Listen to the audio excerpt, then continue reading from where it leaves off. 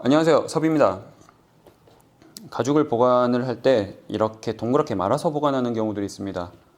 물론 동그랗게 말아서 보관하기 어려운 조금 힘이 있고 단단한 가죽 같은 경우는 층층이 쌓아서 펴서 보관을 하죠. 그런데 꽤나 많은 가죽들을 이런 식으로 보관을 해요. 물론 동그랗게 말아서 그대로 올려두면 꺼내기가 어렵기 때문에 종이관을 적재를 해서 그 안에 넣어서 보관을 합니다. 저도 그렇게 하고 있고요. 그 다음에 가죽을 판매하는 판매점에서도 그렇게 하고 있고, 꽤나 많은 가죽 공방들에서도 그런 식으로 보관을 하고 있습니다. 근데 동그랗게 말아서 보관을 할 때 가죽의 표면이 보이게끔 보관을 하실 수도 있고, 가죽의 안쪽 면이 보이게끔 보관을 하실 수도 있어요. 이렇게 생각하실 수도 있잖아요.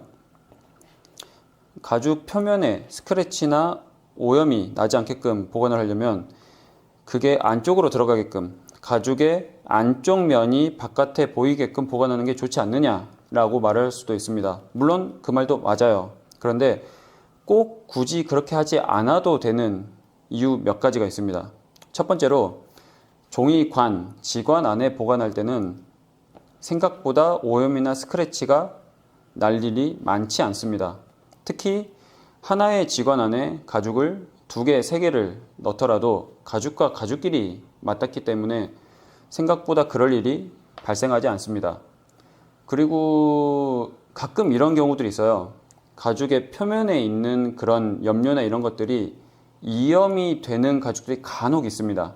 그런 가죽들 같은 경우는 따로 분리해서 보관하시는 게 좋겠죠.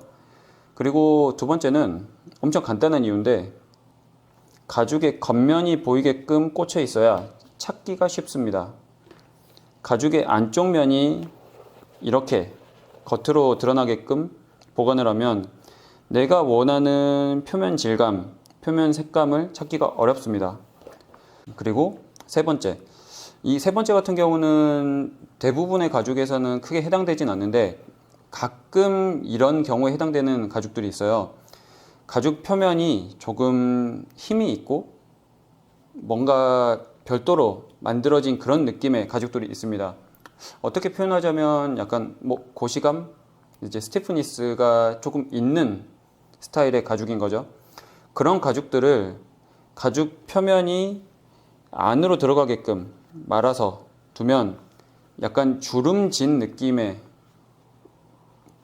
그런 느낌을 확인하실 수가 있어요.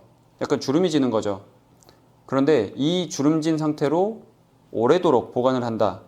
결코 가죽에 좋진 않습니다. 왜냐하면 그 주름대로 굳어서 나중에 펼쳐보면 그 주름이 그대로 드러나는 경우들이 있거든요.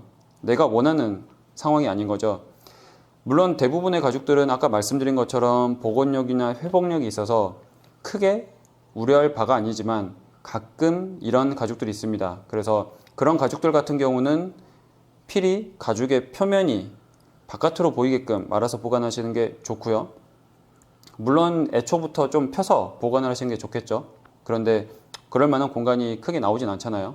그래서 그런 가죽은 저 같은 경우는 어떻게 하냐면 자그마한 종이관에 넣는 게 아니라 조금 크게 말아둡니다.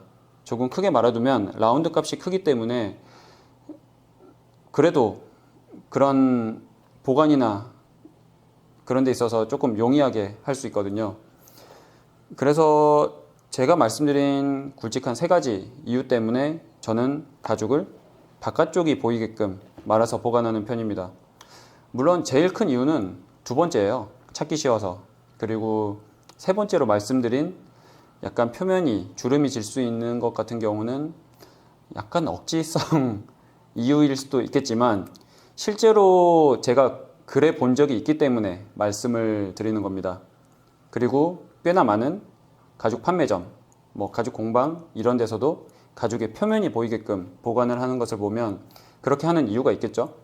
그래서 네, 그 3가지 이유에 대해서 이제 알고 계시면 될 것 같고 참고하시면 좋을 것 같습니다.